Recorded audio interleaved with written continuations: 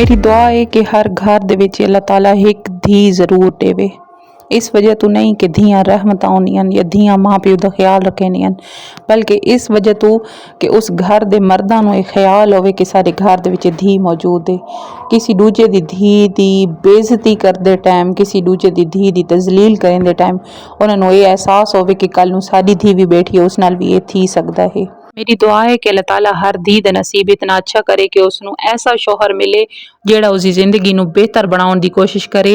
जैसी जिंदगी वो पहले गुजार के गई होंदी उस तो भी बेहतरीन जिंदगी उसनूं देवण दी कोशिश करे। वो एक शेर दा बच्चा होवे जेड़ा अपनी बीवी दी इज्जत करना जानदा होवे। लेकिन बदकिस्मती दे नाल साडा मुआशरा जेड़ी राह ते टुर पिया है, जेड़ा देखा देखी लोग करेने पैन तां इज्जत ते वकार नाल सिर चा के टुरन वाले वालदैन नूं जेल्ले टक्के टक्के दे लोगां दे अगू अपनियां धियां दे घर वसाउण कण झुकदे होए बंदा देता है तां हां थींदा है कि ऐसे शौहरां ते बंदा लानत भेजे। अस्सलाम वालेकुम, मिट्टी दी आवाज़ ऑफिशियल ते खुश आमदीद। अज मैं आ गई हाँ एक नवे व्लॉग दे नाल, एक नवी वीडियो दे नाल।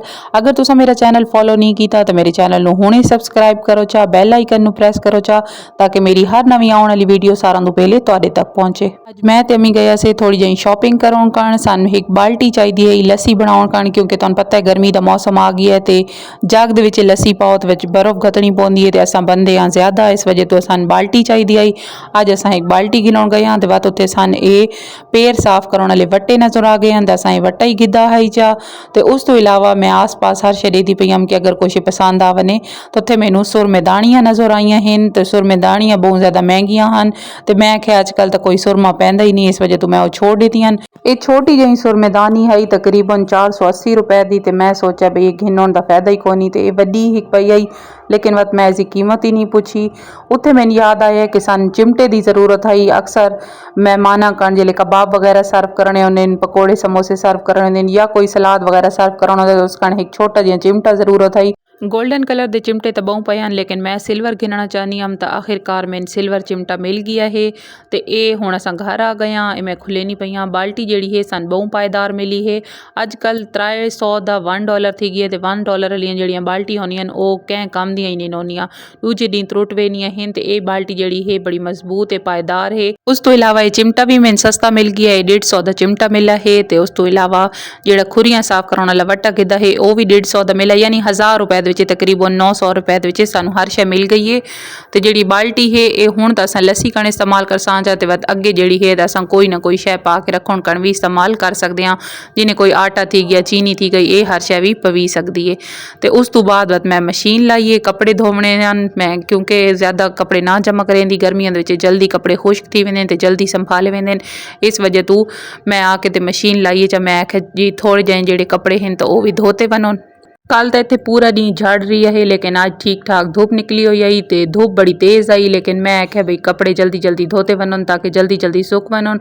जितनी देर मेरा पहला पूर सुख सी तो उतनी देर मेरे बाकी कपड़े धोते वे सन। तो ये कपड़े धो के तो मैं तारां ते खिंडा रखे हैं। तो ये तकरीबन घंटे के अंदर मेरे सारे कपड़े खुश्क थी गए। तो मैं हुणे कपड़े लहंदी पई हाँ, सारे कपड़े ठप के रखे सां चा।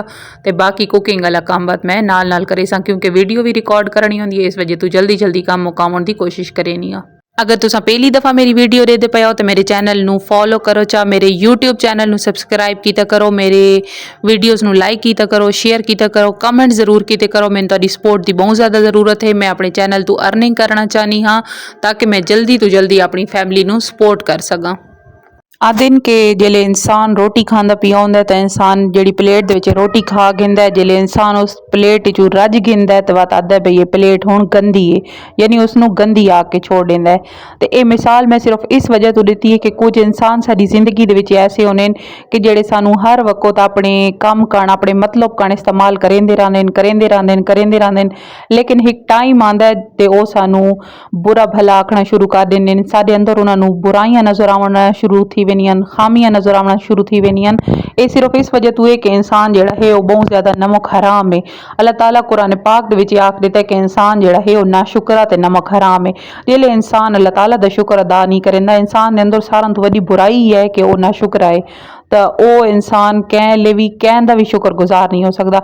ਇਸ ਵਜ੍ਹਾ ਤੋਂ ਇਨਸਾਨਾਂ ਨੂੰ ਆਪਣੇ ਨਾਲ ਜੁੜੇ ਹੋਏ ਲੋਕਾਂ ਨੂੰ ਖੁਸ਼ ਕਰਨਾ ਛੋੜ ਦਿਓ। ਖੁਦਾਰਾ ਆਪਣੇ ਕੰਮ ਕਰੋ। ਤੁਸੀਂ ਆਪਣੀ ਜ਼ਿੰਦਗੀ ਦੇ ਵਿੱਚ ਜੇ ਕਰਨ ਪਏ ਹੋ ਤਾਂ ਆਪਣੇ ਕਰੋ ਤੇ 4 ਲੋਕਾਂ ਤੋਂ ਕਿਡਾਈ ਵੀ ਨਾ ਡਰੋ। ਉਹ 4 ਲੋਕ ਜਿਹੜੇ ਹਨ ਉਹ ਕਿਡਾਈ ਵੀ ਤੁਹਾਡੇ ਕੰਮੇ ਨਹੀਂ ਆਉਂਦੇ। ਜਿਹੜੇ ਤੁਸੀਂ ਮਰਦੇ ਹੋ ਤਾਂ ਉਹ 4 ਲੋਕ ਤੁਹਾਡਾ ਜਨਾਜ਼ਾ ਚਾਉਣ ਕੋਨੇ ਨਾ ਆਉਂਦੇ, ਬਲਕਿ ਹਕੀਕਤ ਇਹ ਹੈ ਕਿ ਉਹ 4 ਲੋग मौजूद ही कोने जिन्हें तू सानू पूरी जिंदगी डराया वेंदा है। आखिर ही सिर्फ इतना आखेसा कि लोगों तू डरना छोड़ दियो ते अल्लाह ताला नाल अपना रिश्ता मजबूत रखो। इंशाअल्लाह तुसा जरूर कामयाब थी सो। उम्मीद करे सा तुहानू मेरी वीडियो पसंद आई हो सी। वीडियो देखने दा बहुत शुक्रिया। अपना ते अपने प्यारां दा बहुत सारा ख्याल रखो। हसदे रहो वसदे रहो। शुक्रिया। अल्लाह हाफिज।